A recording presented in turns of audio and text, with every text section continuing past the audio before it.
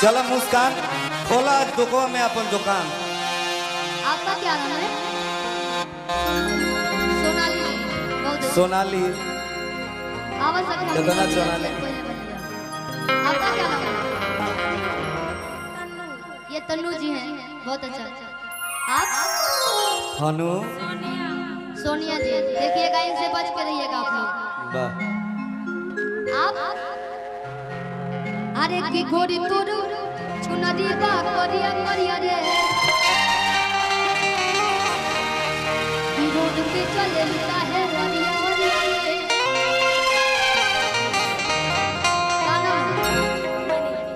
मणि मणि जी नागी जन से दिख भी रही है क्या? तनी डांस ना लो। आपका क्या नाम है मैडम? मणि जी, क्या बात है, बहुत ही अच्छा नाम आप लोग का। बारी पौरी लिखा कि झाड़स जब ताली ना के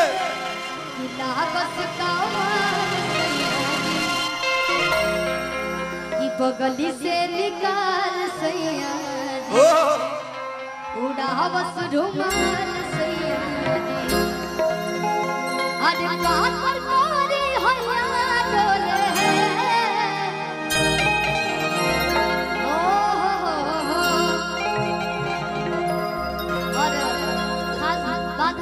बताना चाहते हैं कि हम उस लायक नहीं है जो कि आप सबके बीच में आ पाते हैं। ये सौभाग्य की बात है और हमारे चौहान जी के वजह से एक बार आ जाइए, सभी लोग बुला रहे हैं आपको।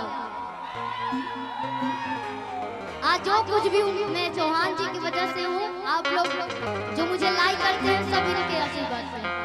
जोरदार ताली विजय चौहान जी के लिए। हमारे बीच में जिनका लिखा हुआ ये गाना लगभग अमर हो चुका है, कोई भी भोजपुरी हिंदुस्तान का इंसान इस गाने को भूल नहीं सकता। क्या बात, विजय भाई गजब मुस्कान है इनकी, साउथ वाले हीरो लगते हैं। गाना बहुत बड़ा ही गाना था कि अपने तो जैसे तैसे थोड़ी ऐसे या वैसे। अभी आप लोग गाना सुने, बोलो मुझे खाक जरदा पनवा जनवा बहुत ही ज्यादा प्यारा आशीर्वाद मिला। कहे कि झाड़स जब बाल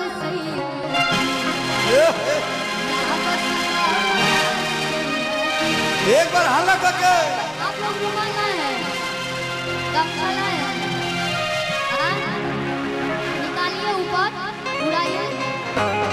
अरे बात पर कोरी होइया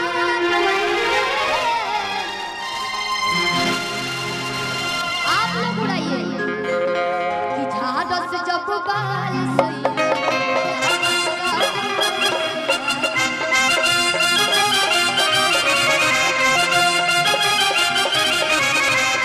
से निकाल सही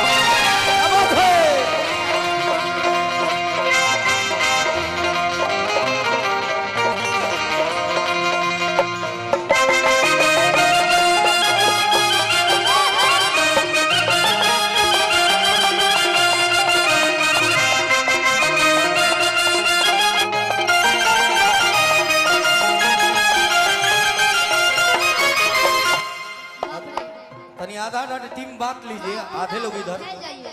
आधा इधर आधा उधर। अब जेकर पातर बलम जी हुई होकर तो और ही मजा आवत हो यार। बड़ा आप लोग ने हिट कर दिया। अरे की पातर पिया क्या बात? बहुते बाबा जालाम कि नहीं मन के जैसन होता आज सट जाले जालाम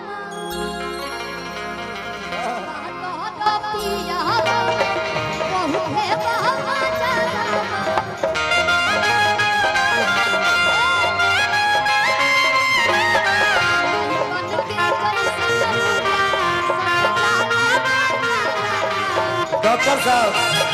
डॉक्टर साहब एक मरीज है यहाँ पे।